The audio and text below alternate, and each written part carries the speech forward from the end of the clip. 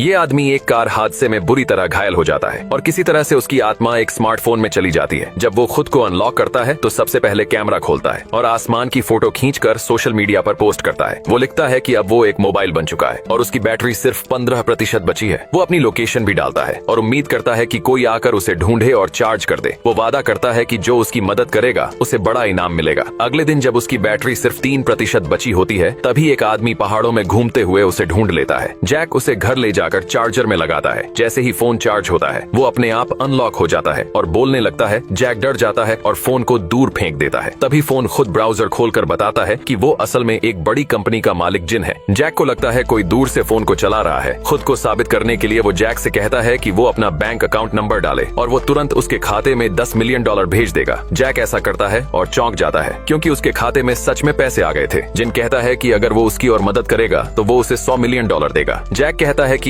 अगर तुम सच में कंपनी के मालिक हो तो मुझे तुम्हारी कंपनी में नौकरी दे दो। जिन कहता है कि मैं तुम्हें सीधे कंपनी का मालिक बना देता हूँ। जिन बताता है कि उसने कंपनी के ईमेल पर पहले ही अपॉइंटमेंट लेटर भेज दिया है। जैक को चिंता होती है कि बाकी कर्मचारी उस पर भरोसा नहीं करेंगे, लेकिन जिन कहता है कि तुम सिर्फ मेरा कहना मानो और मैं तुम्हें कंपनी का असली मालिक बना दूंगा। पहले वो उसे कुछ अच्छे कपड़े खरीदने के लिए कहता है। फिर जिन कहता है कि हमें पता लगाना होगा कि उस हादसे वाले दिन पहाड़ पर क्या हुआ था। थोड़ी देर बाद जैक कंपनी के ऑफिस जाता है और बहुत नर्वस हो जाता है। फिर वो अंदर जाकर देखता है कि ऑफिस कितना बड़ा और आलीशान है। काम खत्म होने के बाद जिन उसे अपने पुराने घर चलने को कहता है क्योंकि वो अपनी बेटी से मिलना चाहता था। जैसे ही जैक उसके घर जाने के लिए तैयार होता है वो देखता है कि उसका नौकर बाहर जा रहा है। जिन कहता है कि उसका पीछा करो, मुझे शक है ये हादसे से जुड़ा है। वो उसका पीछा करते हुए एक कैफे तक पहुंचते हैं। जब जैक देखता है कि उसका नौकर किससे मिल रहा है तो वो हैरान रह